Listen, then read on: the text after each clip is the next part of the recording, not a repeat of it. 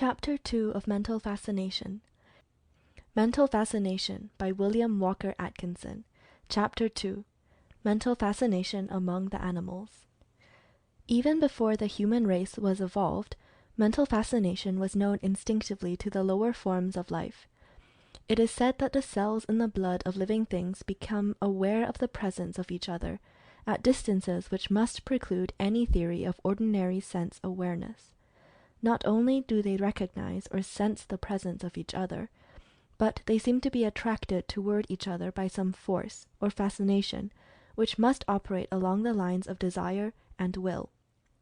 Eminent scientists inform us that even the atoms manifest an attraction for each other, varying in degree according to the nature of the respective atoms. And the same authorities tell us that this attracting operates along the lines of a desire for each other, and a will, which causes them to fly to each other. Is it not reasonable to suppose that in this instinctive manifestation of attraction, and the response to attraction among the atoms, there is to be found the elemental principle of mental fascination? And are not the phenomena of electrical attraction and magnetic attraction related to the human phenomena by a long series of links in a grand chain? The two phases. But leaving the above questions without further consideration, we may find an abundance of proof among the higher forms of the lower animals. Among the animals we find many instances of the power of charming or fascinating, both of which I hold to be but varying forms of manifestation of mental fascination, as I use the term, i.e., the action of a mental force that powerfully influences the imagination, desire, or will of another. This mental fascination among the animals manifests along two lines, viz. 1. Along the lines of desire operating in the direction of sex manifestation, such as the winning of mates, etc., and 2. Along the lines of will operation in the direction of overcoming the prey of the animal, such as the charming of birds by serpents, or of the smaller animals by tigers, etc. These cases are capable of liberal illustration and proof, and natural history affords us full authority for accepting the same. Instances of animal fascination. I recently read an account of a naturalist who related that one day in a tropical country he noticed a winged insect circling around and around a scorpion. After a bit, the insect made a series of desperate plunges at the scorpion, as if in a frantic desire to terminate the charm, the scorpion soon striking down the insect and afterwards devouring it. It is related by travelers that when one comes suddenly in the presence of a lion, tiger, or leopard, his legs seem paralyzed, and the eyes of the beast seem to exert a peculiar fascination and power over him. I have seen a mouse manifest the same emotion in the presence of a cat, and the same is true of a rat in the presence of a ferret or similar enemy. On the other hand, every observer has noticed the wonderful charming power that animals exert over others of their kind, of the opposite sex. If you have ever witnessed the courting of a bird during the mating season, you will have a keen sense of the reality of the power employed. One of the birds, and it may be either the male or female, will be seen to actually fascinate or charm the one of the opposite sex, the latter lying still with quivering wings and a helpless expression in its eyes. When compared with the attitude of the same bird when charmed by a serpent, the resemblance will be striking. Scientific testimony. I have before me a book written in 1847, which relates quite a number of instances in the operation of mental fascination among the lower animals. I will give you a few of them, condensed and abbreviated.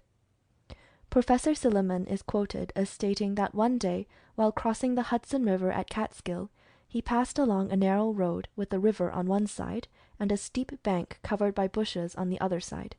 His attention was attracted by the sight of a number of birds of a variety of species who were flying forward and backwards across the road, turning and wheeling in strange gyrations and with noisy chirpings, seemingly centering over a particular point of the road. Upon examination the professor found an enormous black snake, partly coiled and partly erect, showing an appearance of great animation, with his eyes flashing like a brilliant diamond, and his tongue darting in and out. The snake was the center of the motion of the birds. The professor adds that although the snake disappeared in the bushes, frightened at the approach of the men, still the birds seemed too dazed to escape, and perched on the nearby bushes, evidently awaiting the reappearance of their charmer. The charming by snakes. The same book relates an incident of a man in Pennsylvania who saw a large black snake charming a bird.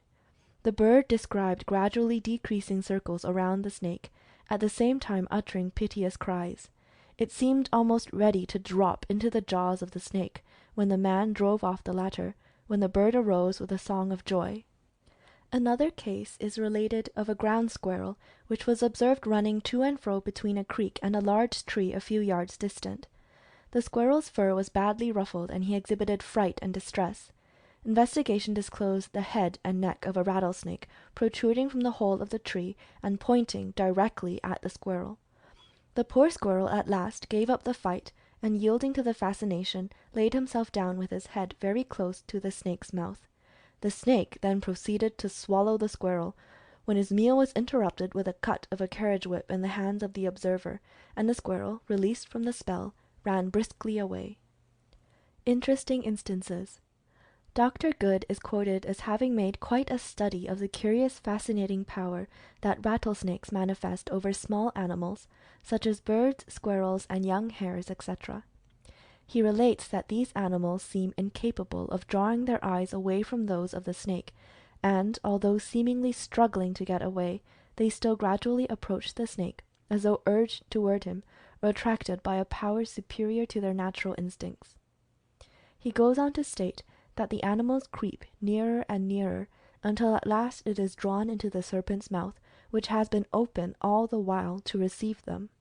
Dr. Barrow is quoted as relating many instances of this kind known to peasants in all parts of the world.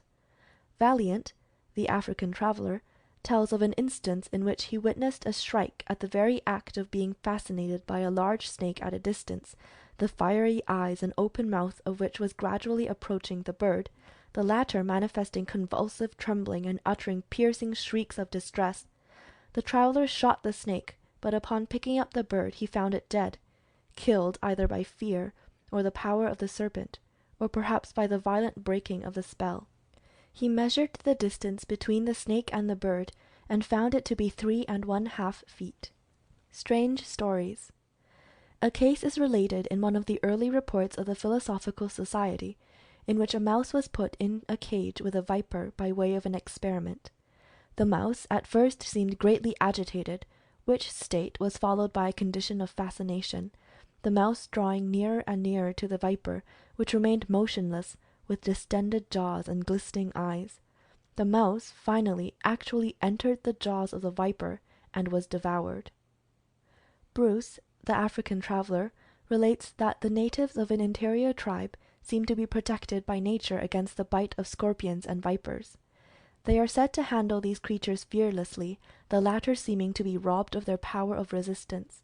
He states that the creatures seem to sicken the moment they are touched by the natives, and are sometimes so exhausted by the invisible fascinating power that they perish shortly.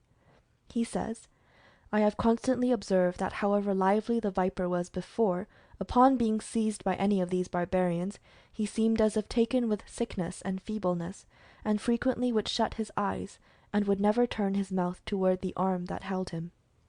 Snake charmer. Personally, I have seen a somewhat similar case. When I was a boy in Maryland, I knew of a farm hand who was called a snake charmer. How he did it I could never find out, but he would exert some kind of influence over all kinds of snakes, poisonous ones included, and would cause them to remain fascinated until with a quick movement he would grab them by the neck with his bare hands. This man generally carried a few pet snakes around with him for company. They seemed perfectly contented, and would poke their heads up out of his pocket in order to look at someone else with whom he might be talking. The negroes on the farm had a mortal terror of this man, and would walk a couple of miles rather than pass by his house. Fascinating fierce animals. The power of charming animals, dogs, and wild beasts is undoubtedly possessed by some men in varying degrees, and nearly everyone has known of men who could charm the wildest horses as if by magic. I have read of some burglars who seemed able to quiet the most ferocious watchdogs. The Swedish writer Lindekrantz tells of certain natives of Lapland who are possessed of some process of charming dogs, to such an extent that they have been known to cow the most savage greyhound, causing him to fly from them with all the signs of abject fear.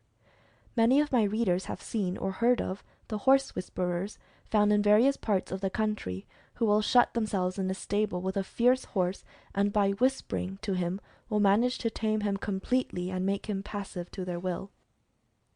Charmed by a snake. There are cases recorded in which men, who have been charmed by a snake, have afterwards given in their experience. One of these cases relates that a man was walking in his garden when he suddenly came into the presence of a snake, whose eyes gleamed in a peculiar manner. He found himself fascinated as if by a spell, and unable to withdraw his eyes from those of the creature. The snake, he stated afterward, seemed to begin to increase immensely in size, and assumed in rapid succession a mixture of brilliant colours. He grew dizzy, and would have fallen in the direction of the snake, had not his wife approached, throwing her arms about him and breaking the spell. Another similar case is related, in which a man found his companion standing still on the road, with his eyes fixed intently upon those of a large rattlesnake, which was regarding him fixedly with gleaming eyes, scintillating in its raised head. The man was leaning toward the snake, and would have fallen toward it in a few moments. He was crying feebly but piteously, "He will bite me! He will kill me!" "Sure he will," replied his friend. "Why don't you run away? Why are you staying here?" But the man seemed perfectly dazed and distracted, and could not answer. The companion finally picked up a stick and struck at the snake, which glided away savagely. The fascinated man was sick for several hours afterward. A personal experience. When I was a boy I had somewhat similar experience, although not nearly so serious. Walking one day among a grove of trees belonging to my grandfather, I found myself standing, staring intently at a snake about 2 feet long, whose eyes glistened like large diamonds. In a moment I ceased to see anything but those awful eyes, which glistened and displayed all the prismatic colours to my frightened glance. It lasted but a moment, however, for the snake glided away, seemingly as anxious to get away from me as I was to part company with him. I cannot say whether the spell would have been broken by me if the snake had not moved away. Perhaps it might, or perhaps not. All that I remember now, after the passage of 35 years or more, is that I did not seem to feel fear after the first shock, my feeling and emotion seemingly being that of great wonder and amazement arising from what I saw in those eyes. An elemental force. But I have said enough regarding the manifestation of mental fascination among the lower animals. There are many interesting instances of this sort scattered through the pages of books on animal life, and nearly everyone who has lived in the woods or among wild life knows of many cases illustrating this fact, which have come under his own observation. I have mentioned these features of the subject merely for the purpose of showing you that we have to deal with a general natural principle which manifests throughout all life.